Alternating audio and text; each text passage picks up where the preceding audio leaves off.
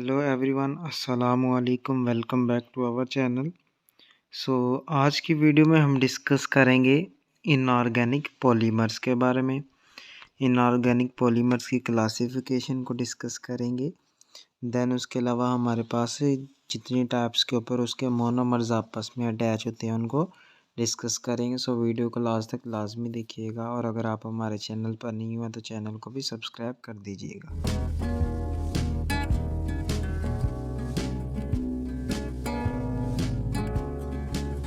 Basically अगर हम in organic polymers को डिफ़ाइन करना चाहें तो ये एक ऐसे मैक्रो मॉलिक्यूल्स होते हैं।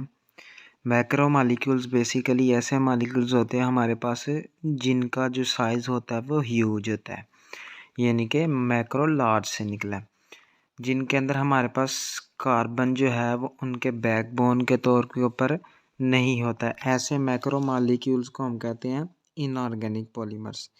इस डेफिनेशन के लिहाज से जितने भी हमारी आयनिक क्रिस्टल्स आ रही हैं, ठीक है, वो हमारे पास थॉट की जाती है कि वो इनऑर्गेनिक पॉलीमर है।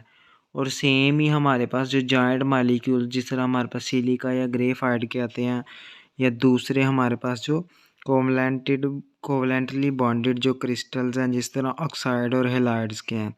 लेकिन जो यूजुअल प्रैक्टिस है वो एक्सक्लूड करती है कि जो हमारी आयनिक स्ट्रक्चर है ना, ठीक है, जो हमारे पास बनाती हैं इनऑर्गेनिक पॉलीमर, लेकिन इंक्लूड करते हैं हमारे पास certain types of condensed anion, जिस तरह हमारे पास कंडेंस्ड फॉस्फेट वगैरह वगैरह होती हैं।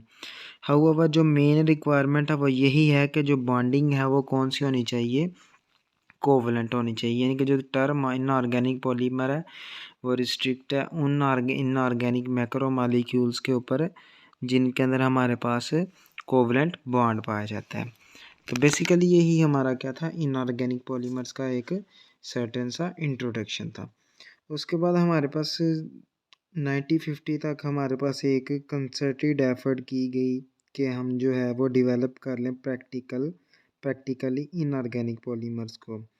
तो जो ड्राइविंग फोर्स थी हमारे पास इस प्रोग्राम के लिए वो ये डिज़ायर थी कि हम प्लास्टिक और ऐसे इलास्टोमर्स को ऑब्टेन कर लें जो कि हमारे पास क्या हो, कैपेबल हो, जो हमारे पास एडवर्स कंडीशन है उनको विदस्टैंड करने के लिए, जो सवेयर कंडीशंस आ रही हैं उनको विदस्टैंड करने के लिए हम क्या करें, इसको पुश किया गया था। हाउएवर हमारे पास जो अवेलेबल रिज़ल्ट है वो इंडिकेट करते हैं कि जो ड्राइव्ड प्रॉपर्टीज़ है ना, ठीक है, वो अभी तक ऑब्टेन नहीं की जा सकी जो हमने सोची थी प्रॉपर्टीज़। लेकिन हमारे पास कंसिडरेबल प्रोग्रेस जो है वो अचीव की गई है सिंथेसिस के अंदर और characteristics of polymers, inorganic polymers के अंदर। ये हमारे पास एक इम्पोर्टेंट पॉइंट है कि ये इतने फेमिलियर नहीं होते जितने हमारे पास ऑर्गेनिक पॉलीमर्स जो हैं वो फेमिलियर होते हैं।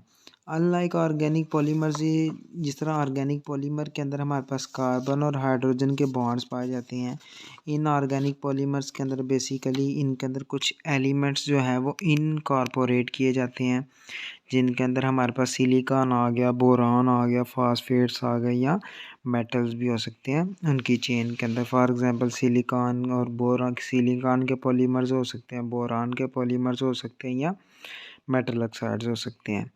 इन मटेरियल के हमारे पास यूनिक प्रॉपर्टीज़ एग्जिबिट करते हैं। उसके अलावा इनकी जो एप्लीकेशन है वो वेरियस इंडस्ट्रियल हमारे पास फील्ड, जिस तरह हमारे पास सेरामिक्स आ गया, ठीक है, उसके अलावा इलेक्ट्रॉनिक्स आ गया, और कोटिंग्स वगैरह के अंदर भी इनका जो है वो बड़ा एक रोल है। इनको वहाँ इनऑर्गेनिक पॉलीमर्स जो हमारे हैं इनको वहाँ यूज़ किया जाता है। लेकिन इन ऑर्गेनिक पॉलीमर्स को डिफ़ाइन करने से पहले हमें एक बेसिक डेफिनेशन जो है वो पॉलीमराइजेशन के बारे में भी पता होना चाहिए कि पॉलीमराइजेशन होती क्या चीज़ है। इंडस्ट्री के अंदर हमारे पास जो पॉलीमर्स मैन्युफैक्चर किए जाते हैं ना, जिस प्रोसेस है उस प्रोसेस को पॉलीमराइजेशन कहा जाता है हमारे पास। और बेसिकली हमारे पास जो मेन वर्क जो किया गया था सिंथेटिक फील्ड ऑफ पॉलीमर के अंदर, वो हमारे पास एक साइंटिस्ट था W.H. कैरो था, जो उसने सबसे ज़्यादा जो है वो मेन वर्क किया था इस सिंथेटिक फील्ड के ऊपर पॉलीमर्स की। इंडस्ट्री के अंदर पॉलीमर जिस तरह हमारे पास मैन्युफैक्चर किया जाता है पॉलीमराइजेशन से, ठीक है, जिसकी डेफिनेशन हमारे पास कैरोथर ने कुछ इस तरह की थी कि पॉलीमराइजेशन बेसिकली होता है chemical combination of number of similar of different molecule, यानी कि हमारे पास एक तरह के या मुख्तलिफ तरह के मालिक्यूल्स होंगे, वो केमिकली कंबाइन होंगे और उनके नतीजे में एक सिंगल मालिक्यूल बनेगा, ठीक है। जबकि ये थी पॉलीमराइजेशन की डेफिनेशन। जबकि पॉलीमर हमारा जो है यानी कि जो बन रहा है उसको किस तरह डिफाइन किया जाता है कि एक ऐसा लार्ज मालिक्यूल जो हमारे पास बनता है repeated combination of small and simple chemical compound call monomers. तो यहाँ से हमारे पास एक प्लस पॉइंट ये है कि हमारे जो मालिक्यूल्स आपस में मिलते हैं उनको हम कहते हैं मोनोमर्स कहते हैं। तो ये बेसिकली हमारे पास ये पॉसिबल है कि हम यूनाइट कर सकते हैं मोनोमर्स को 3 डिफरेंट मैनर्स के अंदर। अदर वर्ड्स के अंदर हम ये भी कह सकते हैं कि पॉलीमराइजेशन को अचीव किया जाता है 3 मेथड से। पहला हमारा है कंडेंसेशन, दूसरा हमारा एडिशन और तीसरा कोऑर्डिनेशन।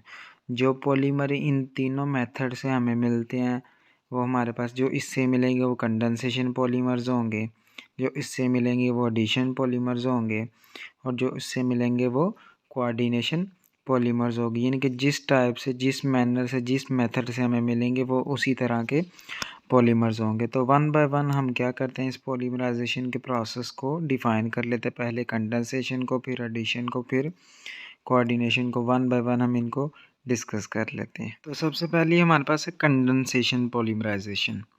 इस टाइप ऑफ पॉलीमराइजेशन के अंदर दो मोनोमर्स वो सेम होंगे या डिफरेंट होंगे, वो क्या करेंगे, एक दूसरे के साथ यूनाइट होंगे, जुड़ेंगे, ठीक है। और उसके नतीजे में हमारे पास क्या होगा, एलिमिनेशन होगी। एक छोटा मालिक्यूल हो, वो मालिक्यूल वाटर भी हो सकता है, अमोनिया भी हो सकता है, हाइड्रोजन भी हो सकता है, या हाइड्रोजन क्लोराइड भी हो सकता है। और ये जो मालिक्यूल आएगा ये हमारा एज अ बाई प्रोडक्ट के तौर के ऊपर आएगा। और जब ये दो मालिक्यूल्स आपस में मिलेंगे उसके नतीजे में बनेगा डाइमर।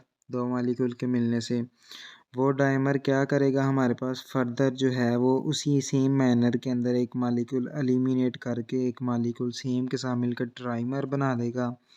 इस तरह उसी सेम वो टेट्रामर बनेगा और सो ऑन हमारे पास है एक formation of a large molecule जो है वो हो जाएगी।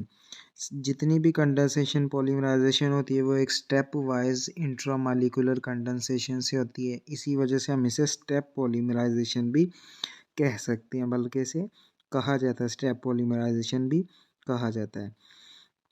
फर्दर हमारे पास इसको इस टाइप ऑफ पॉलीमराइजेशन के अंदर जो एलिमिनेशन होती है ना स्मॉल मालिक्यूल की, उसके बाद जो हमारे पास जो रैकरिंग यूनिट या जो रिपीटिंग यूनिट है उसका मास जो हमारे पास होता है वो सेम नहीं होता है उस मोनोमर का, उस मोनोमर के साथ जिससे वो बना गया था। यानी कि ज़ाहिर सी बात है ना, मालिक्यूल लॉस करने के बाद एक नई चीज़ बनेगी, उसका मालिकुलर फार्मूला डिफरेंट होगा। जो मोनोमर जो पहले मिल रहा था उसका मालिकुलर फार्मूला हमारे पास डिफरेंट होगा। तो यही हमारा था कंडेंसेशन पॉलीमराइजेशन। सेकंड नंबर पे हमारे पास है एडिशन पॉलीमराइजेशन। एडिशन पॉलीमराइजेशन के अंदर हमारे पास क्या होता है कि सेल्फ एडिशन होती है मालिक्यूल्स की, एक या दो मालिक्यूल्स की, ठीक है। और इसके अंदर हमारे पास किसी भी स्मॉल मालिक्यूल्स का लॉस नहीं होता और ये एक सिंगल जॉइंट मालिक्यूल बनाते हैं। ये हमारा क्या था, एडिशन पॉलीमराइजेशन। उसके बाद था कोऑर्डिनेशन। कोऑर्डिनेशन तो अब यानी कि लिंकेज बनेगा इस टाइप ऑफ पॉलीमराइजेशन के अंदर। जो अपेरेंट हमारे पास सैचुरेटेड स्ट्रक्चर के जो मालिक्यूल्स होंगे ना हमारे पास, वो क्या करेंगे, जॉइन होंगे आपस में, ठीक है, कोऑर्डिनेशन लिंकेज के थ्रू। एक्चुअली ये भी हमारे पास टाइप है एडिशन पॉलीमराइजेशन की। तो जो पॉलीमर्स जो हैं वो हमें कोऑर्डिनेशन पॉलीमराइजेशन से मिलेंगे, उनको हम कोऑर्डिनेशन पॉलीमर्स के नाम से जानेंगे।